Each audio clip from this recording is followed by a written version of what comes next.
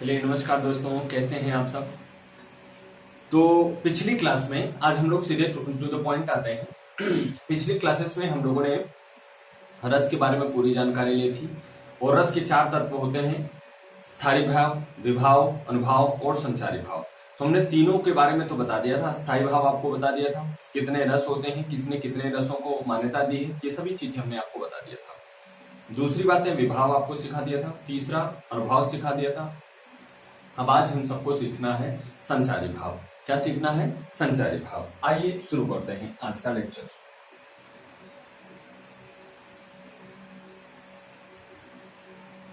संचारी भाव, इसी संचारी भाव को तन संचारी भी कहा जाता है। तन संचारी भाव भी कहा जाता है। अब बात आती है कि संचारी भाव या तन संचारी भाव होते क्या है। तो जैसे संचार नाम दिखे, संचार से मतलब ही ये दिख रहा है कि ये संचरण करेगा। और कोई भी बात संचरण कहां पे करती है? हमने कोई भी चीज जो पढ़ी है वो कहां पे पढ़ी है? मनोवृत्ति के आधार पे पढ़ी है। किसके आधार पे पढ़ी है? मनोवृत्ति के आधार पे पढ़ी है। इसका मतलब ये कि कोई भी बात मन में संचरण करेगी। यदि मन में अधिक देर तक संचरण करती है, अधिक देर तक स्थायी रूप से बनी रहती है, तो हम लोगों ने सीखा था स्थायी भाव कहते हैं। क्या कहते हैं? स्थायी भाव कहते हैं। ठीक है। और अगर वो बात मन में अल्प समय के लिए, छोटे समय के लिए, कम समय के लिए बनी रहे, थोड़ी समय के लिए मन में बात आए और चली जाए, थोड़ी समय के लिए मन में बात आए और चली जाए, अगर इस तरीके से कोई बात होती है तो उसे हम लोग संचारी भाव कहते हैं। इसे क्या कहते हैं हम लोग? संचारी भाव। तो आइए मैं परिभाषा लिखता हूं आपके सामने। ऐसे भाव जो मन में,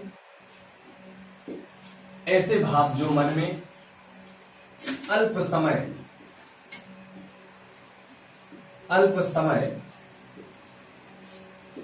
के लिए, अल्प समय के लिए संचरण करते हैं, अल्प समय के लिए संचरण करते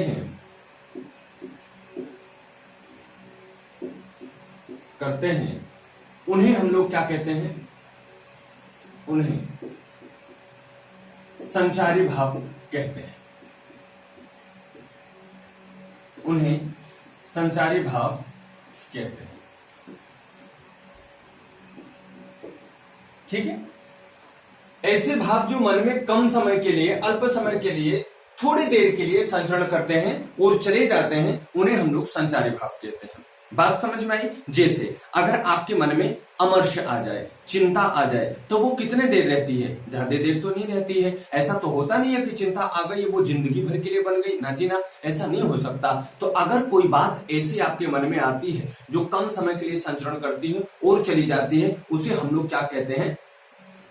उसे हम लोग कहेंगे संचारी भाव। अब ये जो संचारी भाव होता है वो किसको पुष्ट करता है? संचारी भाव किसको पुष्ट करता है? जरा इसके बारे में विचार किया जाए तो संचारी भाव हमेशा स्थायी भाव को पुष्ट करता है। संचारी भाव हमेशा स्थायी भाव को पुष्ट करता है। ये बात आप स्मरण रखिएगा। ठीक है सर। देखिए थोड़ी लाइट कम हो गई क्या?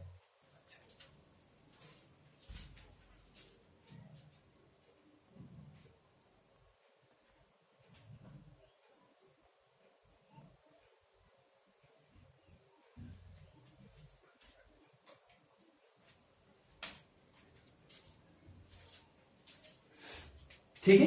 तो हमने क्या कहा कि ये जो संचारी भाव होता है वो किसको पुष्ट करता है? तो स्थायी भाव को पुष्ट करता है। पुष्ट करने का मतलब कि संचारी भाव दिखेगा तो ये पता चलेगा कि कौन सा भाव इसके अंदर स्थापित है, तो आप कहोगे स्थायी भाव स्थापित है। ठीक है। जैसे मेरे अंदर अगर आपको हर्ष दिखा, हर्ष, प्रसन्नता दिखी, तो आप कह दोगे कि प्रसन्न है, हर्ष है, इसका मतलब हो सकता है इसके अंदर रति स्थापित हो, अर्थात श्रृंगार रस स्थापित हो। तो रति नाम का स्थायी भाव स्थापित होना स्पष्ट होता है। ठीक है। तो आइए एक चीज इसे और नोट कर देते हैं। क्या? कि संचारी भाव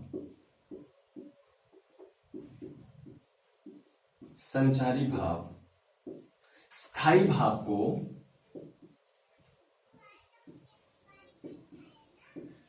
भाव को अधिक पुष्ट करता है।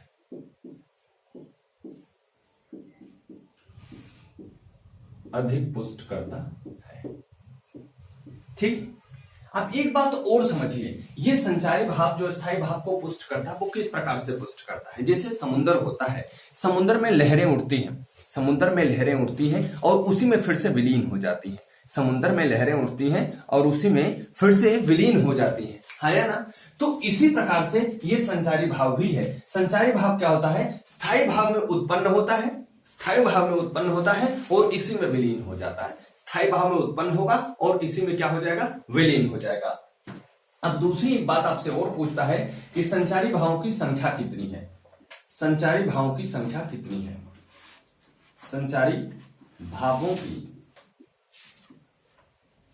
कुल संख्या, संचारी भावों की कुल संख्या कितनी है। तो कुल संख्या कितनी है, 33 है। संचारी भावों की कुल संख्या कितनी है, 33 है। ठीक है, संचारी भावों की कुल संख्या क्या है, 33 है। कौन कौन सी है ये, 33 तो है, ये कौन कौन से हैं आइए हम यहां पर लिख देते हैं।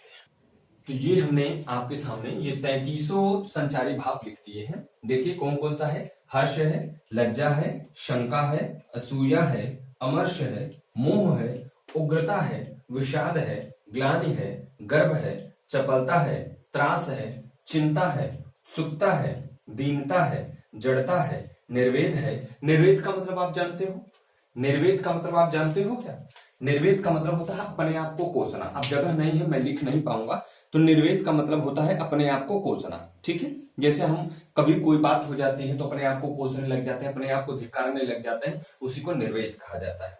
धृति, मति, वितर्क, स्वप्न, मद, नशा। मद मतलब नशा, जैसे कहते हैं ना मद्यपान कर रहे हैं या मदिरापान कर रहे हैं। अपस्मार, अपस्मार मतलब होता है मूर्छा, जिसे आप कहते हो बेहोश हो जाना। ठीक है, मद, अपस्मार। व्याधि मतलब होता है रोग, है ना, कोई आपको रोग हो गया तो उसे व्याधि कहा जाता है। वो सब संचारी भाव में आते हैं। क्यों, रोग बहुत ज्यादा दिन तक बना नहीं रह सकता।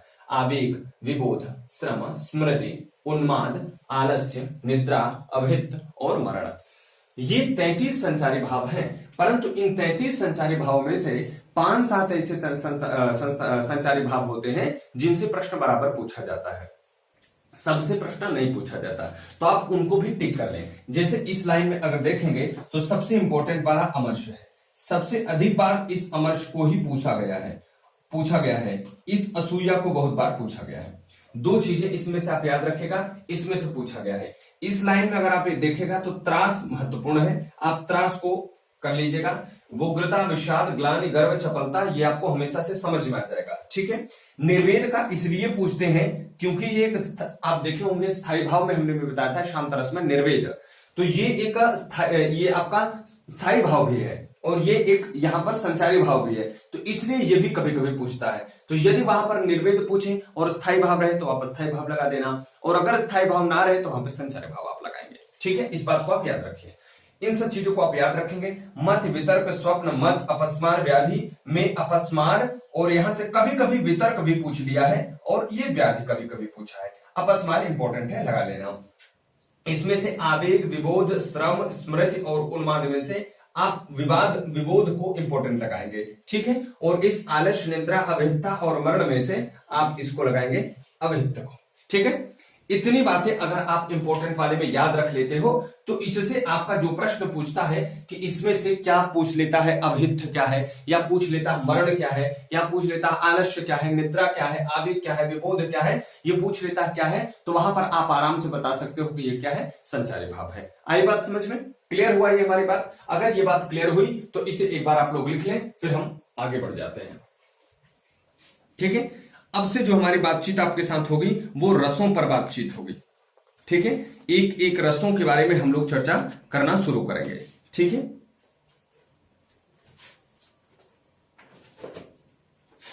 लिख लिया आप सब। चलिए, अब थोड़ी सी चर्चा और करने के बाद हम आगे एक एक रसों के बारे में चलेंगे। जिस रस के बारे में जितनी भी जानकारी है, मैं आपको एक उदाहरण समझाऊंगा। जब आपको पीडीएफ की नोट्स जो हैंड रिटन है, जिसे मैंने खुद ही अपने हाथ से लिखा हुआ है, तो उसे जब आपको पीडीएफ दूंगा तो उसमें 1-2 उदाहरण आपके लिए एक्स्ट्रा और भी होंगे। मैंने कोशिश ये करी है कि वही उदाहरण लिखे जाएं जो परीक्षाओं में पूछे गए हैं। ठीक है, इससे दो फायदा होता है, एक तो आपके उदाहरण तैयार हो जाएंगे और दूसरा ये सबसे बड़ा जो फायदा होगा भैया वो ये फायदा होगा कि उसमें आपको सबसे अच्छी बात ये हो जाएगी कि उदाहरण तो तैयार हो जाएंगे, साथ ही साथ ये आपको जो परीक्षा में पूछा गया उदाहरण है वो भी आपको याद हो जाएगा। ठीक है, ये मेरी कोशिश रही है। तो अब से हमारी बात जो होगी वो रसों के प्रकार पर होगी। किस पर होगी? रसों के प्रकार पर। रस के प्रकार, ठीक है, रस के प्रकार। और आपको हमने बताया है कि भरत मुनि ने कितने रस माने थे। हाँ बोल के बताओ जल्दी से आप लोग, भरत मुनि कितने रसों का वर्णन किए हैं? कमेंट नहीं कर रहे हैं आप सब।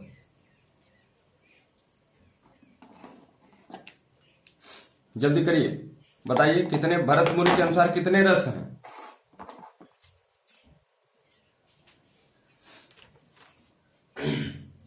तो भरत मुनि के अनुसार कुल रस कितने हैं? 8 हैं।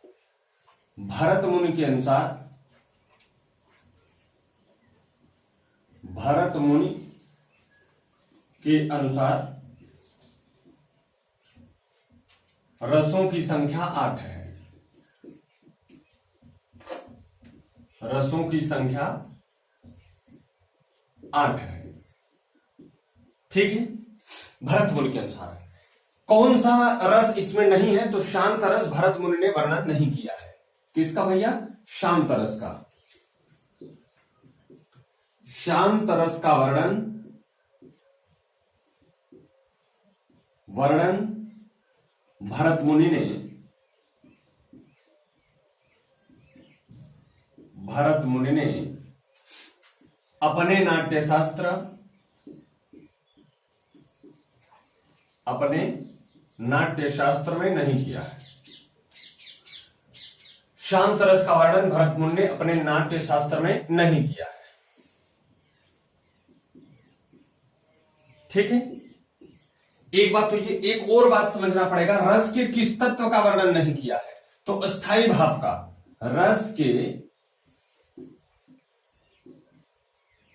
स्थायी भाव, रस के स्थायी भाव अवयव का वर्णन, अवयव का वर्णन भी भरत मुनि ने नहीं किया है। भरत मुनि ने नहीं किया है।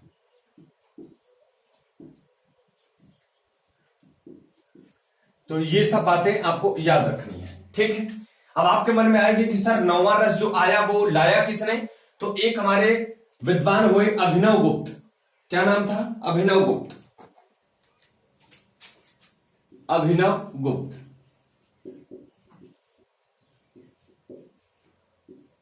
अभिनव गुप्त ने साहित्य में या काव्य में, लिखो तो ज्यादा अच्छा है, अभिनव गुप्त ने काव्यों में, अभिनव गुप्त ने काव्यों में शांत रस को मान्यता दी। शांत रस को मान्यता दी। ठीक है, इन्होंने एक बात कही थी।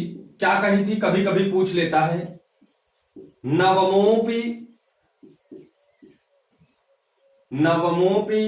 रसः शांतः। नवमोपि रसः शांतः करके इन्होंने एक उक्ति लिखी जिसका अर्थ होता है, सॉरी मैंने थोड़ा सा गलत लिख दिया, नवमोपि शांतो रसः, शांतो रसः, ये इन्होंने उक्ति दी। टीजीटी पीजीटी नेट जेआरएफ की परीक्षाओं में ये पूछा जा सकता है। ठीक है, नवमोपि शांतो रसः करके इन्होंने उक्ति दी और कहा कि नवा रस शांत रस होता है। तो ये पंक्ति कभी कभी पूछता है किसने दिया? तो आप बताएंगे अभिनव गुप्त ने। किसने दिया? अभिनव गुप्त ने। तो अभिनव गुप्त ने नवे रस की मान्यता दी और नमा रस है कौन सा? तो नमा रस क्या है? शांत रस। यहां पर देखिए संस्कृत में जो लिखा गया है कि नवमोपी नमा शांतो शांत रस रस है, मतलब नमा रस शांत है। तो परीक्षा में प्रश्न पूछता है कि नवा रस क्या है या शांत रस कौन सा रस है, तो दो प्रकार से प्रश्न बनता है। तो शांत रस नवा रस है और नवा रस शांत रस है, ये दोनों बात आपको समझ में आ जानी चाहिए। अब जब इसमें ये बातें हुई तो वहां पर से कुछ रस ऐसे थे जिनका विस्तार किया गया। जैसे श्रृंगार रस था तो श्रृंगार रस का और अधिक विस्तार किया गया। तो श्रृंगार रस में पहले दो भाग हुए, संयोग श्रृंगार और वियोग श्रृंगार, और जब भाग इसका विस्तृत किया गया तो दो और बन के तैयार हुए, वात्सल्य और भक्ति। ठीक है, तो ये चार प्रकार के रस हमको किसमें मिलेंगे? आपको श्रृंगार में मिलेंगे। तो एक बार इसे आप लोग नोट, मैं पूरे रसों को लिख देता हूं, फिर आप इसको लिखिए। तो रस कौन कौन से होते हैं जरा इसको देखिए। मैं आपको शुरू में स्थायी भाव बताते वक्त भी रस के बारे में बता दिया था। तो पहला रस है हमारा श्रृंगार रस, पहला रस है हमारा श्रृंगार रस। ठीक है, श्रृंगार रस के कुल कितने भाग बनेंगे? तो श्रृंगार रस के आप कहोगे चार भाग बनेंगे। श्रृंगार रस के चार भाग बनेंगे। कौन कौन? संयोग श्रृंगार रस, संयोग श्रृंगार रस, दूसरा वियोग श्रृंगार रस, इसी वियोग को विप्रलंब भी कहा जाता है, विप्रलंब, विप्रलंब श्रृंगार रस। ठीक है जी, विप्रलंब श्रृंगार रस। तीसरा कहा जाता है वात्सल्य रस, वात्सल्य रस। चौथा हमारा होता है भक्ति रस, चौथा हमारा होता है भक्ति रस। अब देखिए इसी चीज को वात्सल्य श्रृंगार रस कह दूं, भक्ति श्रृंगार रस कह दूं तो भी बिल्कुल ठीक है, कोई भी फर्क यहां पर नहीं पड़ता, नाम है। ठीक है, तो पहला रस हुआ हमारा श्रृंगार रस। कभी कभी ये पूछता है सबसे अधिक शाखाएं किसकी हैं, तो एक ही ऐसा रस है जिसकी शाखा है, वो है आपका श्रृंगार रस। ठीक है, श्रृंगार रस की शाखाएं हैं। कभी कभी ये पूछता है श्रृंगार रस की कितनी शाखाएं हैं, तो श्रृंगार रस की कुल 4 शाखाएं बनाई गई। कभी कभी पूछता है श्रृंगार रस की मूल शाखाएं कितनी हैं, तो केवल 2 शाखा है, संयोग श्रृंगार रस और वियोग श्रृंगार रस। ठीक है, इस प्रकार से ये हमारा एक रस बनेगा श्रृंगार रस। ठीक है, अब थोड़ा सा श्रृंगार रस के बारे में जब मैं आपको डिस्कस करने लग जाऊंगा तो थोड़ी बातें और बताऊंगा, मैं यहीं पे बताते चलता हूं।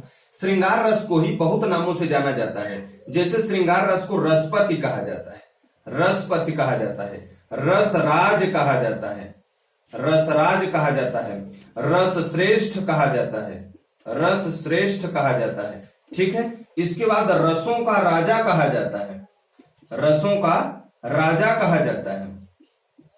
तो प्रश्न पूछता है कि रसराज किसे कहा जाता है या रसराज किस रस को कहा जाता है, तो श्रृंगार रस को कहा जाता है। ठीक है, रसों का राजा किसे कहते हैं, तो श्रृंगार रस को कहते हैं। रसों का राजा किसे कहते हैं, तो श्रृंगार रस को कहते हैं। ये बातें आपकी यहां से क्लियर हो रही है, समझ में आ रहा है, पूरी बातें क्लियर होती चली जा रही हैं। अच्छा जी, लेकिन अब एक और बात आपको गहराई में थोड़ा और घुस जाता हूं। तो ये जो कहा गया है रसराज श्रृंगार रस को, ये किसने कहा है, तो रसराज श्रृंगार रस को कहने वाले जो हैं वो हमारे भरत मुनि हैं। वो कौन है, ये हमारे भरत मुनि ने कहा है कि ये जो रस है श्रृंगार रस वही रसपति है, रसराज है, रस श्रेष्ठ है, रसों का राजा है। ये कहने वाले कौन है, भरत मुनि है।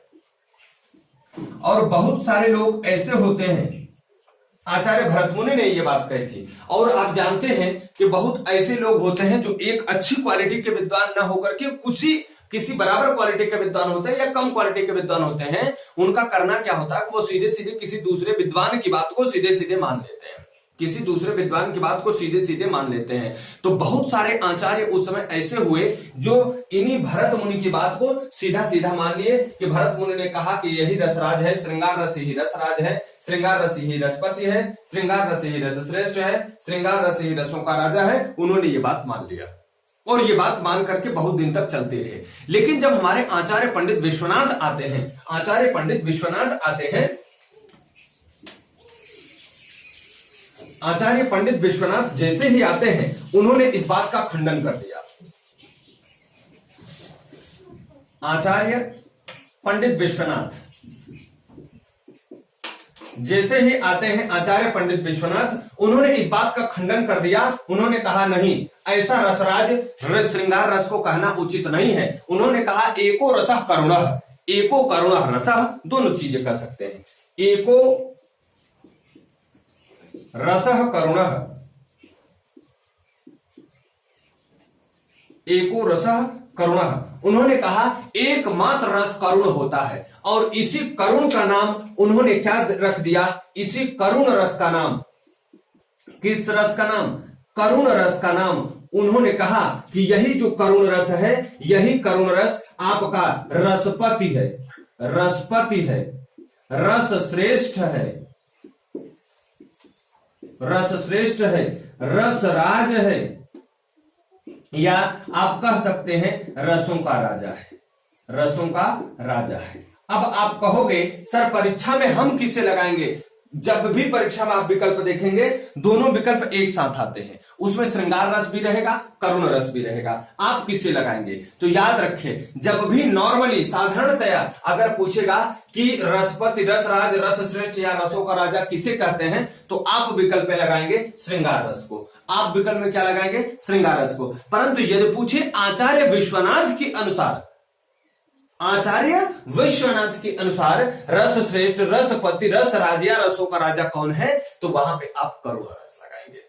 आई बात समझ में? ये थोड़ी गहरी बात थी, हर जगह आपको नहीं मिलेगी। तो रसपति, रस श्रेष्ठ, रस राज, रसों का राजा आचार्य पंडित विश्वनाथ के अनुसार करुण रस है, परंतु आचार्य पंडित भरत मुनि के अनुसार अगर हम लोग देखें तो रसपति, रस राज, रस श्रेष्ठ और रसों का राजा कौन है? श्रृंगार रस है। इतनी बात आपको समझ में आई होगी। ये एक रस के बारे में हमने बात कही। अब इसे जरा आप लोग लिख लीजिए, फिर और रसों का वर्णन हम लोग करना शुरू करते हैं। जरा लिख लें जल्दी से।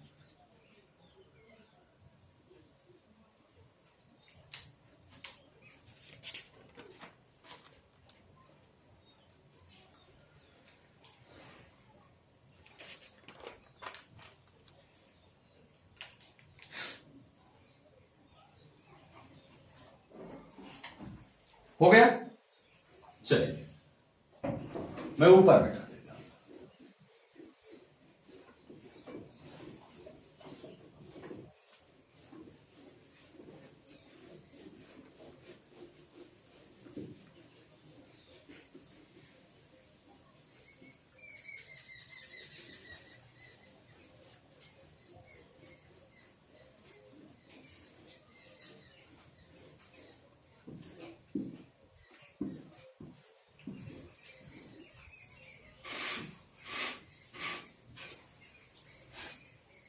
देखिए, तो हमने पहला रस आपको बताया श्रृंगार रस। श्रृंगार रस के बारे में आपको पूरी बात बता दिया। दूसरा हमने देखा करुण रस। तीसरा है हमारा हास्य रस। चौथा है वीर रस। पांचवा है रौद्र रस। छठा है अद्भुत रस। सातवां है भयानक रस।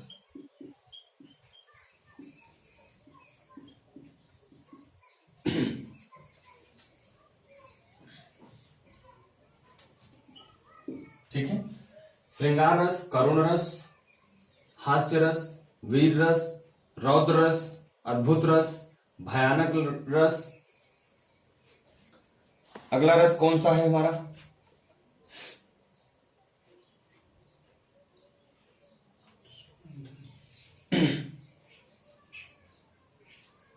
अगला है विभत्स रस। विभत्स रस। नौवां रस है शांत रस। शांत रस। अब 10वां और 11वां की बात करें तो 10वां रस को हम मानेंगे वात्सल्य रस। ठीक है, 11वां हमारा क्या है? भक्ति रस। ठीक है, ये इतने प्रकार के रस हैं, इन्हीं रसों का हम सबको अध्ययन करना है। तो पहला रस आप लोग जो पढ़ेंगे वो हमारे साथ पढ़ेंगे श्रृंगार रस। पहला रस पढ़ेंगे श्रृंगार रस, और जैसे ही मैं आपको श्रृंगार रस पढ़ा रहा होऊंगा तो इसके चारों भागों को एक साथ पढ़ाऊंगा। कौन कौन सा? श्रृंगार रस में आपको दोनों, तो ये वाला कौन भैया? संयोग श्रृंगार रस, संयोग श्रृंगार रस। दूसरा वियोग श्रृंगार रस, संयोग श्रृंगार रस, वियोग श्रृंगार रस, दोनों ये। और दो रस यहां से, वात्सल्य रस और भक्ति रस। क्यों दोनों? इनको भी साथ में पढ़ाऊंगा क्योंकि श्रृंगार रस के चारों भाग एक साथ आपके तब हो जाएंगे। ठीक है, आइए शुरू करते हैं और देखते हैं आज की क्लास कहां तक हमको ये करने की इजाजत देती है। चलिए, तो सबसे पहले हम लोग श्रृंगार रस में ये देखें कि श्रृंगार रस में होता क्या है। तो श्रृंगार रस में आप जानते हैं कि मानव हृदय में जब स्थायी भाव के रूप में रति उत्पन्न हो जाए, मानव हृदय, देखिए दो तरीके से परिभाषा आप बता सकते हैं। जब स्थायी भाव, विभाव और अनुभाव मिलकर के रति नामक स्थायी भाव को जन्म दे तो श्रृंगार रस होगा। ये तो सबसे सरल परिभाषा ये बनेगी, किसी भी रस में आप लगा सकते हो। रति उत्पन्न हो, श्रृंगार रस। शोक उत्पन्न हो, करुण रस। निर्वेद उत्पन्न हो, शांत रस। आराम से आप बनाते हुए चले जा सकते हो, किसी की परिभाषा आपको याद करने की नहीं। और एक होती है टेक्निकल परिभाषा। टेक्निकल मतलब वाकई में उसके अर्थ से निकाला जाए। श्रृंगार कब इस होगा? जब हृदय में रति उत्पन्न होगी। रति बोले तो प्रेम उत्पन्न होगा। प्रेम किसके किसके लिए होगा? आपको बताया था, नायक नायिका के प्रति, हीरो हीरोइन के प्रति, अभिनेता अभिनेत्री के प्रति, या राजा रानी के प्रति, लड़का लड़की के प्रति। यदि इसी प्रकार का वाइस वर्सा अर्थात उल्टा भी, रानी का राजा के प्रति, राजा का रानी के प्रति, है ना? इस प्रकार से यदि कोई रति उत्पन्न होती है किसी के हृदय में, तो आप जानते हैं आलंबन विभाव, उद्दीपन विभाव, आश्रयालंबन, विषयालंबन, ये सभी चीजें भी साथ में तैयार होती हैं। और इन चीजों के तैयार होने के साथ ये परिभाषा नई बन के तैयार होगी। जैसे अगर हम श्रृंगार रस की परिभाषा बनाए तो श्रृंगार रस की परिभाषा क्या होगी कि जब मानव हृदय में, देखिए मन में और हृदय में दोनों बातें अलग अलग है। मन में बात आएगी, संचारी भाव बनाएगा, कुछ क्षण तक रहेगा, चला जाएगा। हृदय में बात आएगी तो रहेगी और रुक जाएगी नहीं। जैसे किसी को प्रेम होता है तो दो तरीके का प्रेम होता है। एक प्रेम होता है कायिक प्रेम और एक होता है मानसिक प्रेम। कायिक प्रेम को कैसा प्रेम होता है? जो सुंदर काया को देखता है, सुंदर रूप देखता है, सुंदर आकार देखता है, शारीरिक बनावट देखता है। ये जो प्रेम कहलाता है ये शारीरिक प्रेम या कायिक प्रेम कहलाता है। इसमें मात्र भोग विलास वासना केवल छिपी रहती है। इसमें किसी भी प्रकार का कोई मन से प्रेम, हृदय से कोई प्रेम नहीं हुआ रहता। दूसरा प्रेम होता है हृदय या मानसिक प्रेम। जो मानसिक प्रेम होता है उसके लिए शारीरिक आकर्षण, रूप, रंग, आकार, प्रकार इसका कोई मायने नहीं रखता। उसके लिए जो मायने रखता है वो होता है मानसिक संतुष्टि, मानसिक सुदृढ़ता। ये जब मन मिलने लग जाता है तो वहां पर जो प्रेम उत्पन्न होता है उसे हम लोग कहते हैं रति। वही वास्तव में रति है, बाकी तो केवल और केवल भोग विलास है। ठीक है, तो अगर हम परिभाषा लिखने की कोशिश करें तो परिभाषा बनेगी, जब मानव हृदय में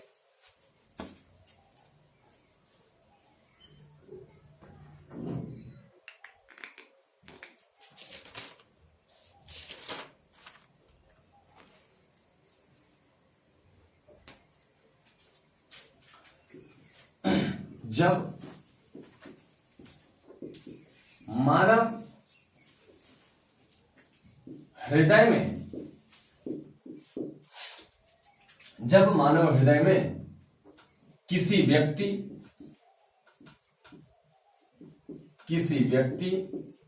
अथवा वस्तु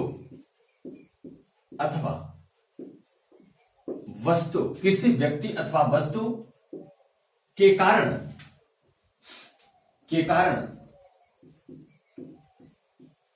रति उत्पन्न होती है, रति उत्पन्न होती है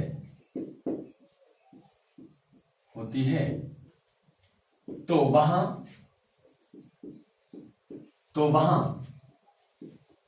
श्रृंगार रस होता है। श्रृंगार रस होता है। बात समझ में आ रही होगी। जब मानव हृदय में किसी व्यक्ति अथवा वस्तु, आप कहोगे सर व्यक्ति तो ठीक है, वस्तु के लिए कैसे होगा? वस्तु, अगर आपके पास कोई अच्छी सी चीज होती है तो आपको उतना ही प्रेम होता है जैसे आपकी किसी प्रेमिका से या किसी प्रेमी से होता है। अगर वो वस्तु आपसे छूट जाए, आपसे दूर हो जाए, तो आप वैसे ही विकल हो जाते हैं, वैसे ही बिल्कुल बेहबल हो जाते हैं जैसे आपकी प्रेयसी या आपका प्रेमी आपसे अलग हो जाता है। तो अगर कोई व्यक्ति है या कोई वस्तु है, उसके मन में चाहत, प्रेम, रति उत्पन्न हो जाती है, तो वहां पर जो बनेगा वो रस कौन सा बनेगा? श्रृंगार रस। एक तो परिभाषा ये है। एक ट्रेडिशनल परिभाषा जो आप सबसे कभी भी पूछा जाए और सरलता से कर पाए, वो परिभाषा भी मैं आपके सामने लिख देता हूं, उसे भी आप जरा लिख लें। जब विभाव, अनुभाव, जब विभाव, अनुभाव एवं संचारी भाव, विभाव, अनुभाव एवं संचारी भाव मिलकर रति नामक स्थायी भाव को जन्म देते हैं।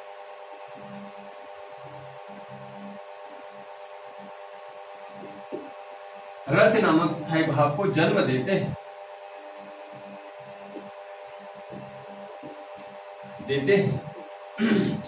तो वहां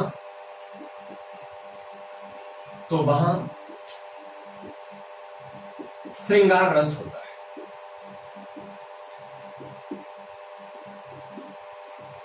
ठीक है, बात समझ में आई? क्या हमने कहा? जरा तीन बातों को समझिए।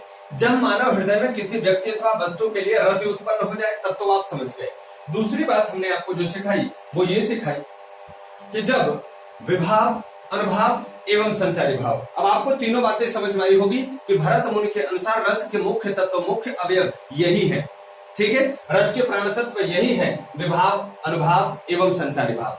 जब ये तीनों मिलकर के रति नामक स्थायी भाव को जन्म देते हैं, रति मतलब प्रेम, प्रेम नामक स्थायी भाव को जन्म देंगे। जब हृदय में रति उत्पन्न हो जाएगा तो रस कौन सा जन्म लेगा? श्रृंगार रस। रस कौन सा जन्म लेगा? श्रृंगार रस। एक उदाहरण आपके सामने पहले रखता हूं जो हमेशा से आप लोग सुनते चले आ रहे हैं।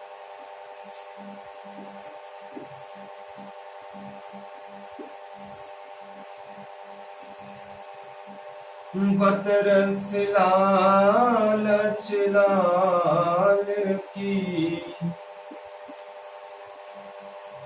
है, बतरस लालच लाल की मुरली धरी लुकाए, मुरली धरी लुकाए, है ना? मुरली बतरस लालच लाल की मुरली धरी लुकाए। ठीक है, सौंह करे भोहनी हंसे,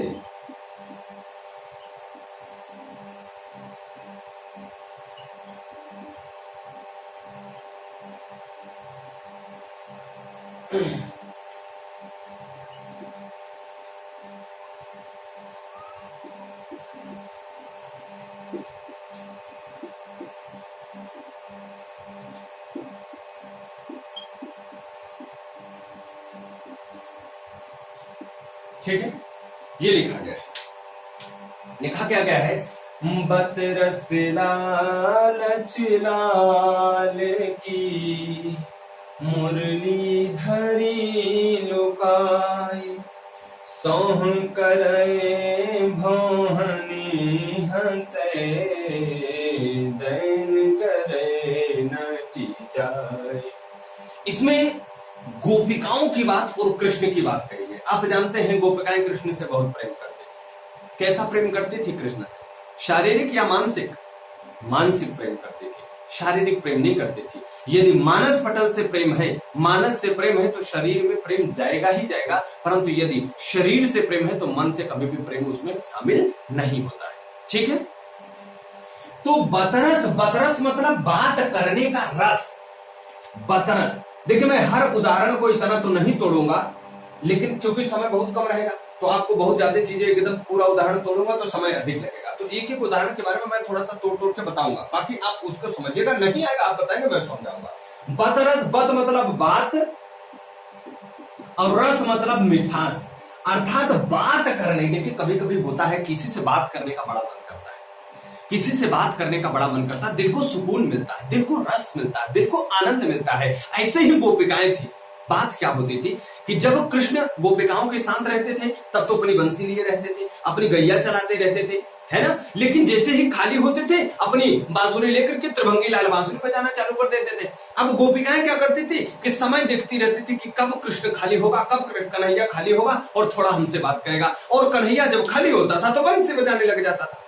तो गोपिकाओं ने प्लानिंग बना ली, कहे कि यार देखो ये सबसे प्रॉब्लम की जड़ क्या है, ये आपकी बांसुरी है। जैसे आज भी होता है पति पत्नी में, अगर बातचीत ना होती रहे, जैसे पति अपना काम कर रहा है तो भाई काम ही कर रहा है, पति काम करके खाली हुआ तो मोबाइल टिपना चालू कर दिया, व्हाट्सएप फेसबुक चलाना चालू कर दिया, तो पत्नी सोचती है अरे अभी काम कर रहे हैं, अभी खाली होंगे तब बात करेंगे, और जब खाली हुए तो मोबाइल चलाना चालू कर दिया सरकार। तो सबसे प्रॉब्लम की जड़ क्या हुई, मोबाइल। तो पत्नी क्या करेगी, अब मोबाइल ये चुरा के रख दे। अब जब मोबाइल चुरा के रख देगी तो पति क्या होगा, और उदास हो जाएगा कि नहीं, और उदास हो जाएगा। तो यही हाल हमारे कन्हैया की हुई। क्या हुई कि बात करने के रस पाने के लिए इसी लालच से, लाल की, लाल मतलब भगवान श्री कृष्ण के लिए लाल कहा गया है, तो नंदलाल के बात करने के, रस प्राप्त करने के लालच से मुरली धरी लुकाए। गोपिकाओं ने क्या कर लिया, मुरली, मुरली दो चीज। अब देखो बांसुरी और मुरली अलग अलग है, एक अधर पे रख के बजाई जाती है, एक मुंह में डाल के बजाई जाती है। तो जो मुंह में डाल के बजाते हैं उसे बांसुरी कहते हैं। जो हमारे यहाँ मेले में 5 रुपए वाली, 10 रुपए वाली, 20 रुपए वाली मिलती है, जिसे अपने से मुंह में डाल के टूणू करते हैं, बजाना तो आता नहीं भाई, तो उसे हम लोग बांसुरी कहते हैं। और मुरली किसे कहते हैं, जो अधरों पे रख के बजाई जाती है। तो कन्हैया क्या बजाते थे, बांसुरी बजाते थे कि बांस बजाते थे कि मुरली बजाते थे। बांस तो लालू प्रसाद बजाते हैं, मुरली बजाते थे कन्हैया। तो मुरली धरी लुकाए। लड़कियों ने क्या कहा, गोपिकाओं ने क्या कहा कि भाई हमारी ये सौतन बन गई है, इसी मुरली को उन्होंने क्या कर लिया, लुकाया। लुका देना मतलब छुपा देना, लुका देना मतलब छुपा देना। मैं अभी सब चीजें लिख दूंगा। तो बतरस लालच लाल की, अर्थात लाल की, नंद लाल की बात करने के, रस प्राप्त करने के लालच से गोपिकाओं ने मुरली को क्या कर दिया, छुपा करके रख दिया। और सौंह करे भौहन हंसे। अब जब उनसे पूछते हमारे मुरली दे दो तो वो कसम खाती है, और कसम खा खा के मुस्कुरा रही है। और काहे मुस्कुरा रही है, काहे मुस्कुरा रही हैं? कभी आप अपने भैया की मोबाइल चुरा लेना और भाभी को दे देना, और अगर भैया भाभी से पूछे कि हमारे मोबाइल जानते हो क्या, और भाभी हंस दे, तो बताओ क्या लगेगा, जी अरे जल जाएगा पूरा, कि ली हो तो दे दो, हंस क्या रही हो। यही हाल कन्हैया की हो रही है कि जैसे ही वो मांगते हैं तो वो भावों की कसम तो खाती है, सौंह तो खाती है, करे कान्हा दे दूंगी, और हंस देती है। और जैसे ही उनके पास जाते हैं, दाइन करे नट जाए, और जैसे ही पास में जाते हैं कहते नहीं दूंगी जा। ये जो बात कह रहे हैं इससे कान्हा बड़ा परेशान है, लेकिन इसमें इन गोपिकाओं को बड़ा ही रति मिल रही है, बड़ा ही प्रेम मिल रहा है। क्यों? क्योंकि वो तो बात करने के लिए तरसती थी, और कान्हा जब उनसे जा जा के रिक्वेस्ट करता है, दे दो ना एक, प्लीज दे दो, तो कहती है अच्छा चल कान्हा दे दूंगी, चल मेरे साथ चल। और जब जाती है तो वहां से कहती नहीं दूंगी। ये कोई बात होती है? और ऐसे ही कन्हैया को परेशान कर रही है। और इसमें से किसके किसके बीच में प्रेम उत्पन्न हुआ, गोपिकाओं और कृष्ण के बीच में। गोपिकाएं क्या बनी, आश्रय आलंबन बनी या विषय आलंबन बनी। तो आप कहेंगे कि हृदय में किसकी प्रेम जागृत हुआ, गोपिकाओं के। और कारण कौन बना, कन्हैया। तो विषय आलंबन कौन बना, कन्हैया। और अर्थात अगर मैं कह दूं यहां पर उद्दीपन कौन बन रहा है, तो उद्दीपन के बारे में तो यहां पे बात नहीं की गई है, लेकिन थोड़ी सी उद्दीपन मिलेगी। क्या, जब वो सौंह करती है तो भौहें हंसने लगती। भौह मतलब यही आईब्रो, जैसे 10 रुपया 20 रुपया देकर के लड़कियां हर हफ्ता चेक करवाती रहती है कि कोई नस तो नहीं गड़बड़ हो गई। तो लड़कियों बुरा मत मानना, तुम लोग आराम से करवाओ, कोई बात नहीं, सौंदर्य आपके शरीर पर होना चाहिए, है ना। तो सौंदर्य के भरोसे ही तो सब चल रहा है आजकल। चल, सौंह करे भौहने हटे, दैन करे नट जाए। नट जाने का मतलब मुकर जाना, नट जाए का मतलब मुकर जाना। ठीक है, जैसे मैं आपसे कहूं कि आप हिंदी के बैच में एडमिशन लो, आपको सर बस आज ले लेंगे, और जब आ जाए तो आप लो ही ना, है ना। तो ये क्या हो जाता है, नट ही जाना। तो हमने यहां पर देखा कि इस वाली पंक्ति में, इस वाले पद में जो रस स्थापित किया गया है वो कौन सा रस स्थापित किया गया है, श्रृंगार रस स्थापित किया गया है। इतनी बात शायद आप सबको समझ में अच्छे से आ गई होगी। मैं यहाँ पर कुछ शब्द जो है उन्हें लिख देता हूं। जैसे यहाँ पर जो लाल की बात की गई है वो कृष्ण होंगे हमारे। कौन होंगे? कृष्ण होंगे। मुरली आप जान गए, धरी मतलब रखना, ब्रज भाषाएं हैं तो थोड़ी सी अलग रहेगी, रखना। लुकाए मतलब छुपा देना, जैसे हम लोग बचपन में लुका छिपी खेलते थे, तो लुका मतलब वो भी लुकना, छिपी मतलब वो भी लुकना। मतलब हम लोग पगले ही हैं एकदम, छिपना छिपाना खेलते थे, छिपना और खोजना होता ही नहीं था। तो इसे इंग्लिश वाले बढ़िया कहे, हाइड एंड सीक। हाइड मतलब छुपना, सीक मतलब खोजना, ये बढ़िया कहे। और हिंदी वाले हम लोग तो ऐसा कहते हैं, बढ़िया एक नंबर का आदमी है, खड़े हैं कि स्टैंड अप, दोनों बात एकदम बढ़िया हो जाती है कि नहीं। तो लुकाए मतलब क्या होता है ना, छुपा देना। क्या कर देना? छिपा देना। ठीक है। सौंह, सौंह मतलब कसम खाना, कसम। ठीक है। भौं है, भौं, भौहन मतलब भौं। ठीक है। दयन करना मतलब पास जाना। नट जाना मतलब मुकर जाना। ठीक है। तो ये एक पद था जो मैंने आपको लिखा, जरा इसे आप लोग कॉपी कर लीजिए, तो मैं एक दो पद और आपको लिख करके समझा देता हूं। जैसे तरन तनुजा तर तमाल तरवर बहुछाए, इसमें अगर आपसे अलंकार पूछेगा तो आप अनुप्रास अलंकार बताएंगे, लेकिन रस पूछेगा तो रस पूछो। अभी वीडियो की या किसी परीक्षा में पूछा गया ये प्रश्न है। ठीक है। जूनियर असिस्टेंट की परीक्षा में ये प्रश्न पूछा गया था, वहां पर भी पूछा गया है कि अलंकार कौन सा था। तो गड़बड़ी से लोगों ने उसमें पूछा गया था द्वितीय लाइन में कौन सा अलंकार है, और लोगों ने पहली लाइन को लपेट दिया। ठीक, लिख लिए। पहले मैं लिख देता हूं, फिर आपको समझाता हूं। अब कृष्ण का वर्णन हो गया, एक राम सीता का वर्णन कर देता हूं। कृष्ण तो बड़े खतरनाक टाइप के आदमी थे, इनका तो प्रेम बहुत जगह था। 16,000 रानियों से 16,000 गोपिकाओं से इनका प्रेम था, और जब चले गए तो 16,000 की 16,000 रानियां जैसे विधवा हो जाए, इस प्रकार की हालत बन गई भाई। लेकिन कृष्ण में ये कला थी, ये कला भगवान रामचंद्र जी में नहीं थी, उनकी केवल एक ही थी, है ना? कौन? सीता। वो कहीं 25 जगह नहीं जाते थे कि जो बढ़िया दिखे वो लहा लिए, जो बढ़िया दिखे वो लहा लिए। आज के युग वाले कन्हैया थे, लेकिन मर्यादा पुरुषोत्तम भगवान रामचंद्र जी, उन्होंने कहा कि एक ही भार्या होनी चाहिए, एक ही पत्नी होनी चाहिए, और एक ही पत्नी से प्रेम होना चाहिए। लेकिन उन्होंने ये नहीं कहा कि जिससे प्रेम हो वो अगर पत्नी ना हो पाए तो, और जो पत्नी हो जाए उससे प्रेम ही ना हो पाए तो उसके लिए कन्हैया ने ऑप्शन बढ़िया निकाला कि भाई ठीक है, तुम्हारी वाली से प्रेम नहीं हो पा रहा, कोई बात नहीं, कहीं दूसरी जगह सेट कर लो। तो आज के पुरुष यही कन्हैया को फॉलो करते हैं, इस चीज में कन्हैया को फॉलो करते हैं। और जब कहीं शादी करने जाते हैं तो राम बन जाते हैं, लेकिन राम हो नहीं पाते, न तो कन्हैया हो पाते। इसीलिए इनकी गिनती किसमें होती है? मानव में होती है। और हम मानव हैं, गलती का पुतला है प्रभु, गलती नहीं होगी तो मानव किस बात की, फिर तो ईश्वर बन जाएंगे। ठीक है। तो चलो मैं लिख देता हूं, जरा आपके सामने एक और लिख देता हूं।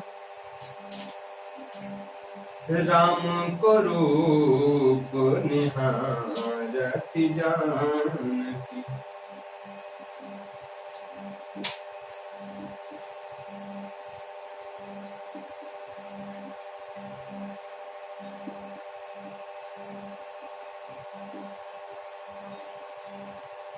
जानकी मतलब जनक की पुत्री, है ना?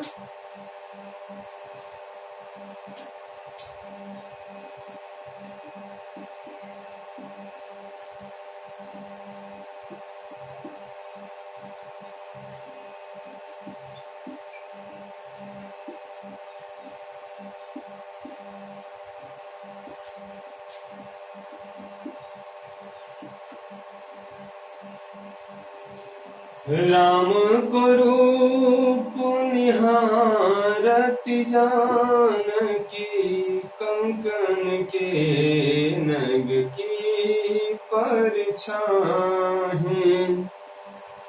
याति सब सुधि भूली गई, याति सब सुधि भूली गई।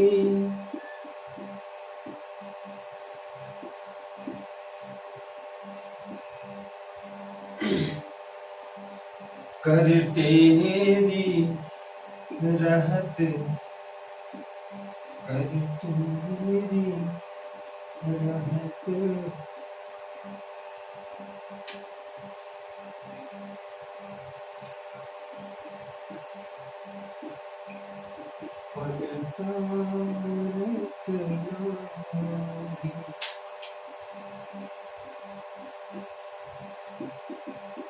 ये आपके सामने एक उदाहरण और है, राम सीता जी का वर्णन है। देखो, हर समय यही नहीं होता कि लड़के को ही लड़की से प्रेम होता है, लड़की को भी लड़के से प्रेम होता है, परंतु लड़का छिछोरा टाइप का इंसान होता है, जिसे आई लाइक यू कहना चाहिए उसे आई लव यू कह के फंस जाता है और पीट दिया जाता है।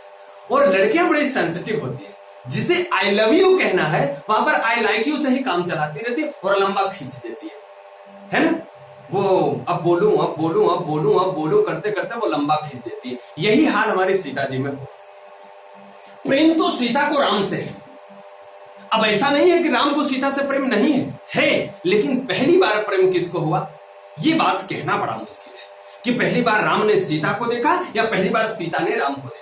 अधिकांश वर्णन मिलते हैं जिसमें पहली बार सीता ने राम को देखा और मन ही मन अपना वर मान लिया, कहा कि बस यही वर हमको मिलने चाहिए तो मिलने चाहिए प्रभु। हे गौरी माता की पूजा होती है, राजघरानों में होती थी, आज भी हमारे यहाँ भी होती है। कैसे होती है उसके बारे में कभी चर्चा करेंगे तो बताएंगे, क्योंकि आज का समय नहीं है हमारे पास, बहुत ज्यादा नहीं बता पाएंगे।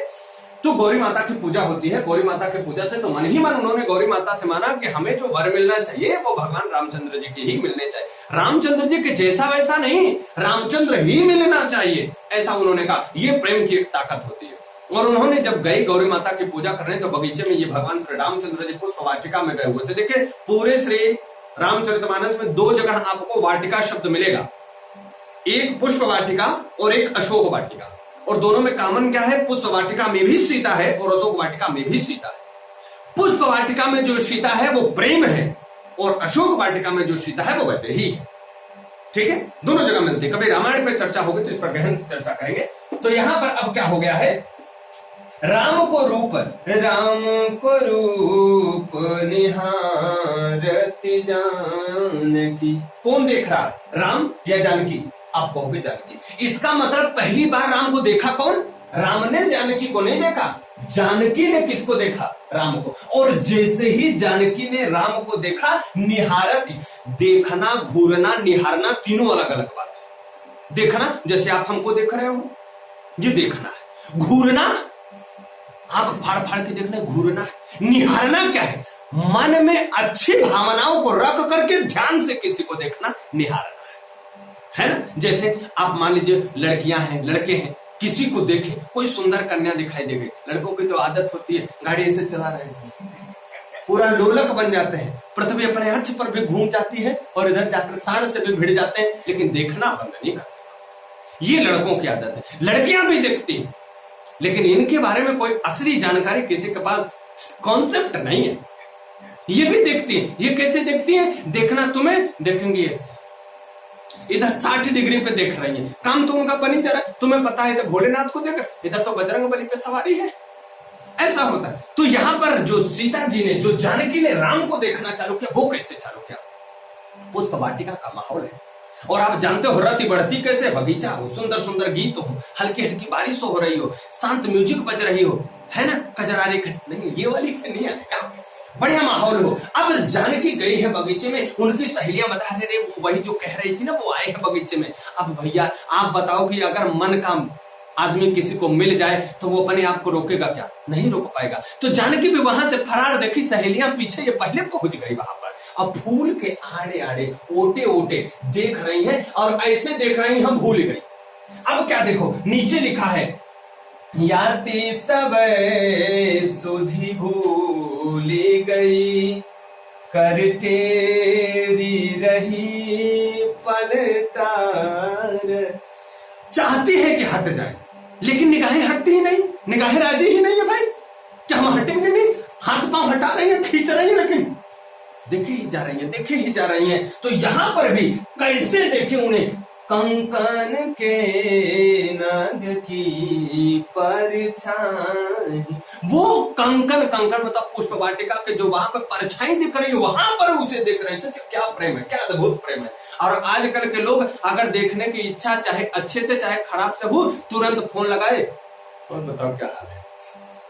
अरे वीडियो कॉलिंग पगलू, वही वाला। तो यहां पर सच्चा प्रेम था, हृदय से प्रेम था, इसलिए राम को सीता जी देखने लगी। अब यदि मैं आपसे पूछूं आश्रय कौन है, विषय कौन है, तो आप यहां से बता सकते हैं। विषय भगवान रामचंद्र जी, आश्रय कौन है, जानकी जी। जानकी के हृदय में राम नाम का रथ स्थापित हो गया, ये प्रेम बन। अब कंकन की परछाई, वहां पर फूलों को देखना, फूलों की बगीचा हो रहा, वहां पर उद्दीपन का काम करता है। समझ में आई बात?